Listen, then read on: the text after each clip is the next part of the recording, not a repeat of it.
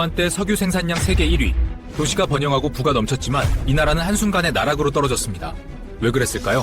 부패한 관리, 석유 산업에 대한 극단적 의존, 끝없는 정치적 혼란, 투자와 기술이 빠져나가자 생산 기반은 붕괴했고 화폐는 휴지 조각이 되었습니다. 석유 매장량 세계 1위입니다.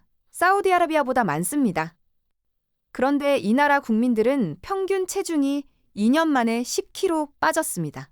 굶어서요. 2010년대 초반까지 GDP 3,300억 달러였던 경제가 2019년 800억 달러로 쪼그라들었습니다. 75% 증발. 물가는요? 2018년 한 해 동안 6만 5천% 올랐습니다. 1만 원짜리 치킨이 1년 뒤 650만 원이 된 겁니다. 그리고 2026년 2월 3일 이 나라 대통령이 미군 특수부대에 체포되어 미국으로 끌려갔습니다. 잠옷 차림에 수갑이 채워진 채로요. 어떻게 세계 최대 산유국이 이 지경이 됐을까요? 오늘은 베네수엘라가 왜 망했는지, 그리고 왜 대통령이 체포당하는 결말을 맞았는지 이야기해 보겠습니다. 베네수엘라는 원래 잘 사는 나라였습니다. 1950년대부터 1980년대 초까지 베네수엘라는 중남미에서 가장 높은 생활 수준을 자랑했습니다. 1970년대에는 미국, 스위스와 어깨를 나란히 하는 4대 부국으로 불렸습니다. 이민자들이 몰려들었습니다. 돈 벌러 베네수엘라로 가자. 이런 분위기였어요. 비결은 단순했습니다. 기름이 펑펑 나왔거든요. 1922년 12월 14일 베네수엘라 북서부 카비마스의 라로사 마을. 갑자기 검은 액체가 60m 높이로 치솟았습니다. 이 순간이 베네수엘라의 운명을 완전히 바꿔놓았습니다. 이후 석유가 국가 수출의 96%를 차지하게 됩니다. 재정 수입의 50%, GDP의 30%가 석유에서 나왔습니다. 기름만 팔면 돈이 쏟아졌습니다. 정부는 이 돈으로 인프라를 건설하고 복지를 확대하고 국민들에게 보조금을 뿌렸습니다. 하지만 여기서 문제가 시작됩니다. 석유 달러가 너무 많이 들어오니까 자국 화폐 가치가 올라갔습니다. 수입품이 싸졌어요. 그러니까 뭘 만들 필요가 없어졌습니다.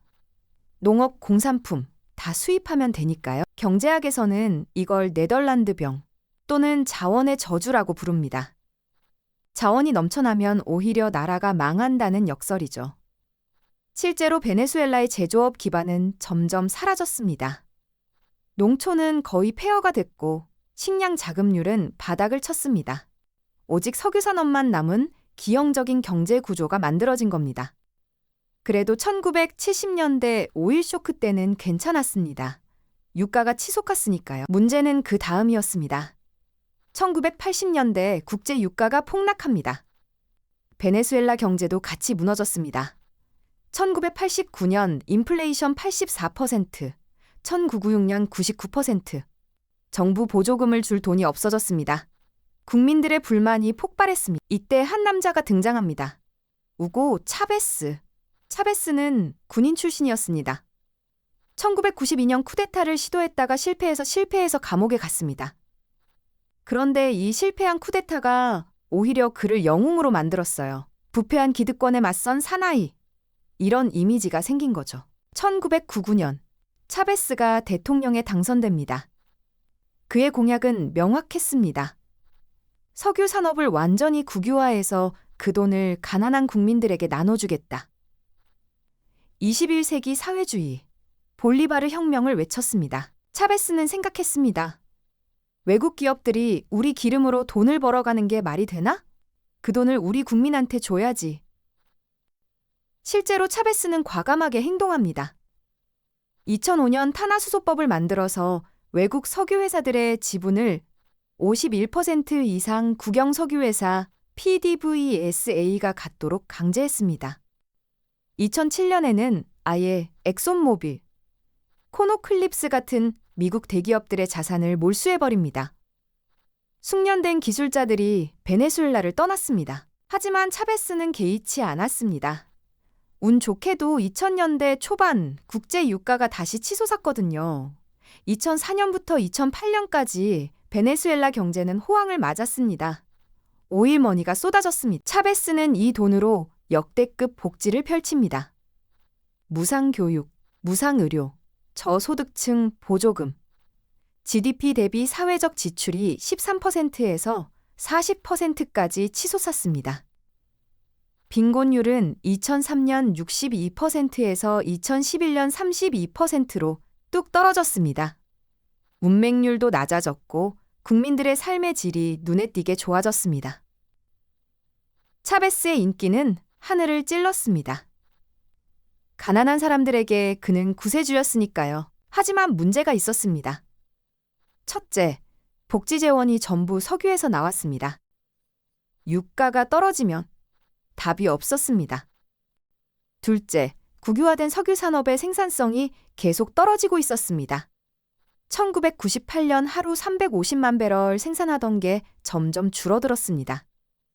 기술자들이 떠났으니까요. 장비 투자도 안 했고요. 셋째, 다른 산업을 키우지 않았습니다. 석유 말고는 아무것도 없었습니다. 차베스는 어떻게 했을까요? 돈이 부족하면 해외에서 빌렸습니다. 그것도 모자라면 화폐를 찍어냈습니다. 2003년부터는 외환 거래까지 전면 금지시켜서 자금 유출을 막으려 했습니다. 이 모든 게 시한폭탄이었습니다. 2013년 차베스가 암으로 사망합니다. 폭탄은 그의 후계자에게 넘어갔습니다. 니콜라스 마두로. 버스 운전사 출신의 차베스 측근이었습니다. 차베스는 죽기 전 마두로를 후계자로 지명했습니다.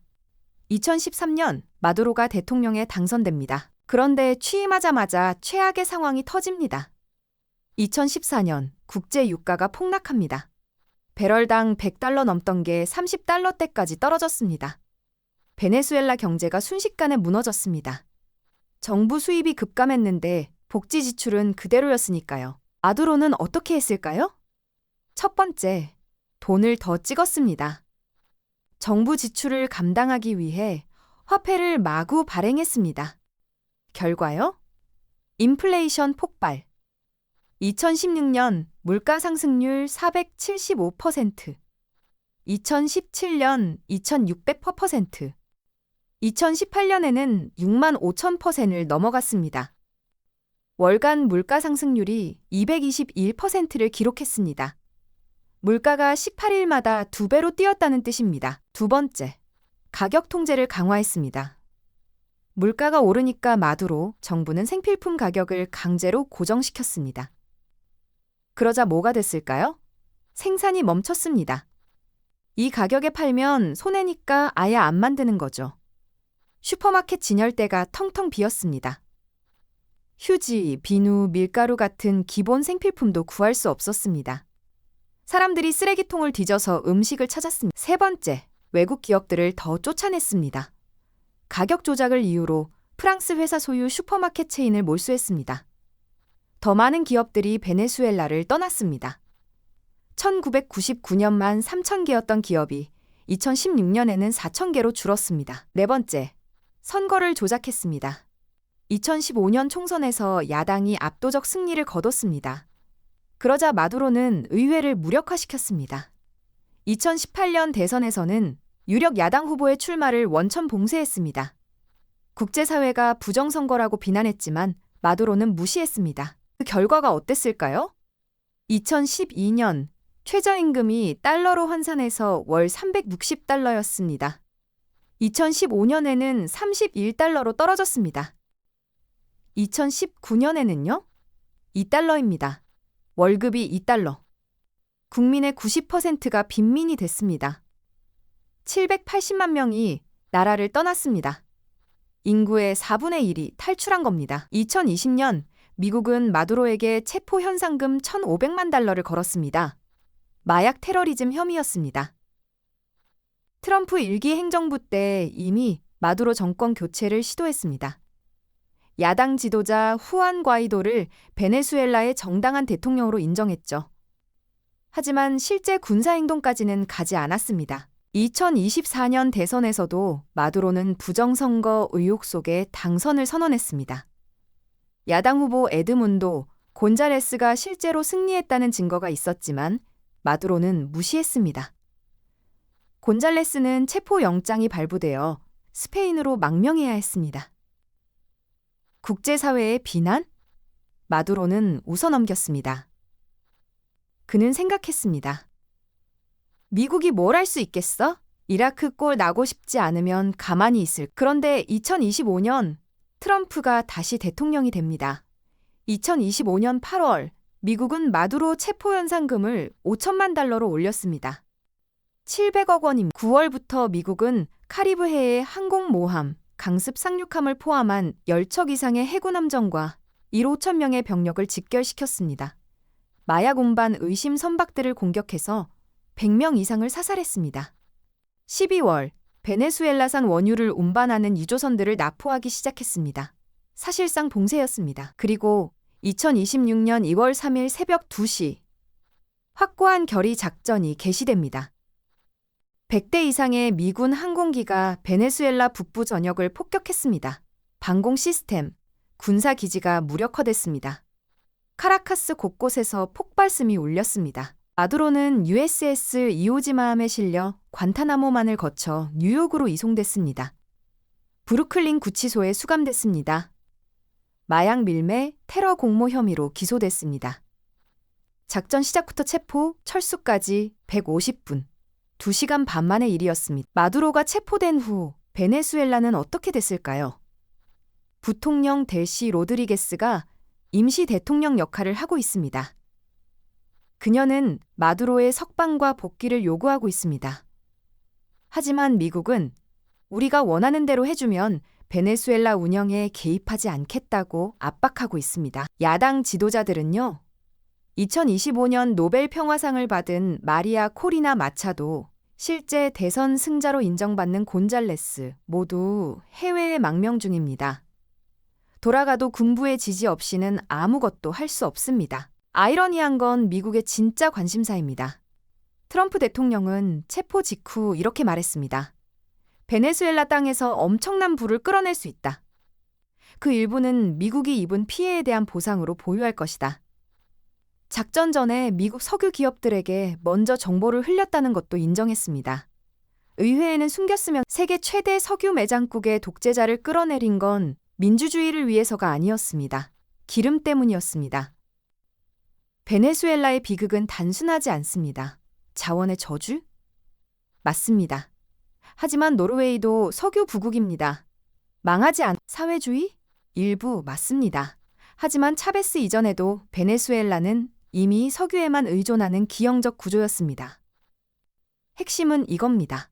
쉬운 돈에 취해서 미래를 준비하지 않았다는 것. 석유가 영원히 비싸지 않다는 걸 알면서도 다른 산업을 키우지 않았습니다. 국민들에게 돈을 뿌리는 건 쉬웠지만 그들이 스스로 돈을 벌 수 있게 하는 건 하지 않았습니다. 그리고 권력을 유지하기 위해 점점 더 나쁜 선택을 했습니다. 선거 조작, 야당 탄압, 마약 밀매까지. 결국 대통령이 잠옷 차림으로 끌려가는 결말을 맞았습니다. 우리나라로 치면 어떨까요?